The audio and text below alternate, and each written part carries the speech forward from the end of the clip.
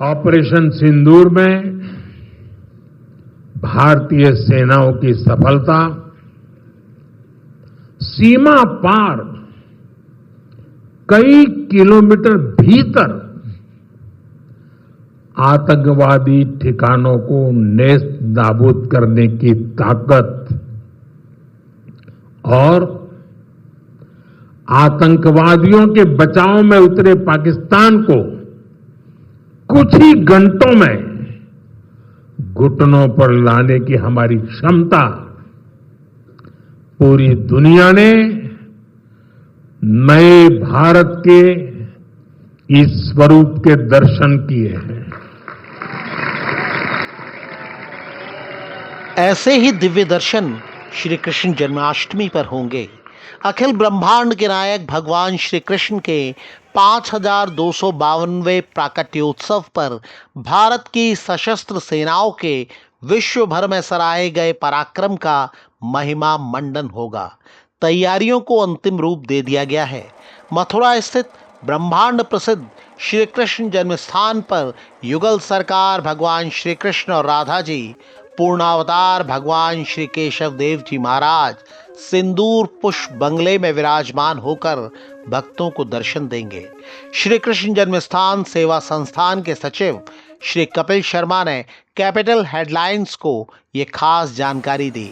श्री कपिल शर्मा कहते हैं कि युद्ध कौशल, कूटनीति और पराक्रम के प्रतीक ऑपरेशन सिंदूर ने हर भारतीय के अंदर गौरव और देशभक्ति की भावना का संचार किया है। वो कहते हैं कि ऑपरेशन सिंदूर में सुदर्शन चक्रधारी भगवान श्री कृष्ण के दिव्य ज्ञान के प्रत्यक्ष दर्शन हुए। ऑपरेशन सिंदूर में आध्यात्मिक भाव से भरे और देश हित में समर्पित नेतृत्व, पराक्रमी सैन्य बल और कुशल विदेश नीति का प्रयोग पवित्र संगम की तरह सामने आया। ऑपरेशन सिंदूर की सफलता के पीछे बहुत बड़ी वजह हमारी टेक्नोलॉजी और डिफेंस में मेक इन इंडिया की ताकत है। श्री कपिल शर्मा कहते हैं कि दैवीय शक्ति, नारी शक्ति और मंगल के प्रतीक सिंदूर ने प्रत्येक देशवासी को गौरवान्वित किया है। वो कहते हैं कि आज पूरा विश्व भारत के राष्ट्रवादी कुशल नेतृत्व, अतुलनीय सैन्य क्षमता और लक्ष्य की प्राप्ति के लिए अपूर्व संकल्प शक्ति को देखकर अचंभित है। वो कहते हैं कि ऑपरेशन सिंदूर भारत का पवित्र संकल्प है। इसमें परित्राणाय साधूनाम विनाशाय च दुष्कृताम अर्थात सज्जनों की रक्षा और दुर्जनों के विनाश का मूल भाव है। यही तो धर्म का मूल है। कपिल शर्मा कहते हैं कि भगवान श्री कृष्ण के प्राकट्योत्सव पर आने वाले लाखों लाख भक्त सिंदूर पुष्प बंगले में पूर्ण ब्रह्म परमात्मा अनंत लीला पुरुषोत्तम भगवान श्री कृष्ण के दर्शन करके अभिभूत होंगे। वो कहते हैं कि मीडिया और सोशल मीडिया के माध्यम से जो भक्त सिंदूर पुष्प बंगले में विराजमान भगवान श्री कृष्ण के दर्शन करेंगे, वो भी आध्यात्मिक आनंद की प्राप्ति करेंगे। श्री कपिल शर्मा बताते हैं कि भगवान श्री कृष्ण का प्राकट्योत्सव भाद्रपद कृष्ण अष्टमी यानी शनिवार 16 अगस्त 2025 को मनाया जा रहा है। महोत्सव के सभी आयोजन शास्त्रीय परंपराओं के अनुरूप होंगे। बाल गोपाल के जन्मोत्सव के पूर्व ही पूरा मंदिर परिसर जगमगा उठा है। मंदिर भवन के अंदर और बाहर बिजली की सुंदर सजावट की गई है। श्री कपिल शर्मा बताते हैं कि जन्माष्टमी के दिन भगवान मेघधनु पोशाक धारण करेंगे।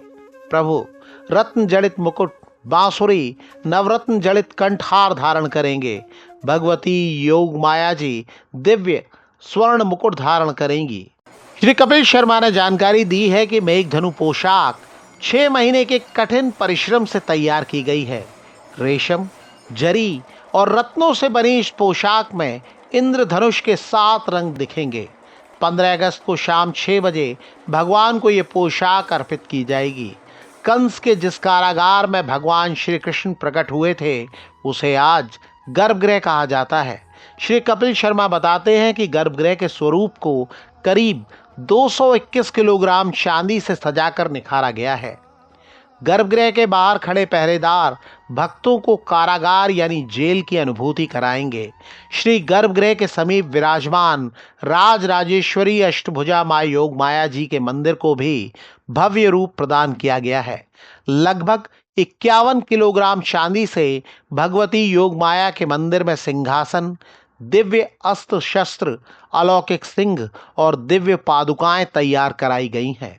श्री कपिल शर्मा ने बताया कि जन्माष्टमी यानी 16 अगस्त को प्रातः 5:30 बजे मंगला आरती के दर्शन होंगे। प्रातः 8 बजे भगवान का अभिषेक होगा। प्रातः 9 बजे पुष्पांजलि और संकल्प होगा। इस बार भक्त धर्मांतरण से मिलकर लड़ने का संकल्प लेंगे। ऐक्यम बलम समाजस्य तद्भावे स दुर्बलः तस्मात् ऐक्यम प्रशंसन्ते दृढ़म राष्ट्र हितैषिणः। एक रहेंगे, नेक रहेंगे, धर्मांतरण से मिलकर लड़ेंगे। श्री कपिल शर्मा कहते हैं, दुर्लभम भारते जन्म मानुष्य तत्र दुर्लभम। भारतवर्ष में मनुष्य रूप में जन्म अत्यंत दुर्लभ है। इसलिए सभी राष्ट्रवादी भारतवासियों को निजी स्वार्थ को छोड़कर जाति और वर्ग में न बढ़ते हुए एकजुट होना होगा। सनातन मूल्य और राष्ट्र की रक्षा के लिए यह आवश्यक है। श्री कपिल शर्मा ने बताया कि प्राकट्योत्सव का मुख्य कार्यक्रम रात 11 बजे श्री गणेश पूजन के साथ आरंभ होगा। कमल के 1008 फूलों से ठाकुर जी का सहस्त्रार्चन करते हुए आह्वान किया जाएगा। रात 12 बजे भगवान के प्राकट्य के साथ मंदिर परिसर में ढोल, नगाड़े, झांझ, मजीरे और मृदंग बज उठेंगे। रात 12:10 पर भगवान के जन्म की महाआरती होगी।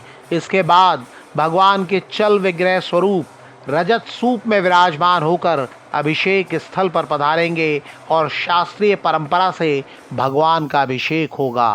महाअभिषेक रात 12:40 तक होगा। श्रृंगार आरती 12:45 पर होगी और रात 1:30 बजे तक भक्त भगवान के दर्शन के लिए मंदिर परिसर में प्रवेश कर सकेंगे। शयन आरती रात 1:55 पर होगी। भक्तों के लिए बड़ी मात्रा में प्रसाद भी तैयार किया जा रहा है।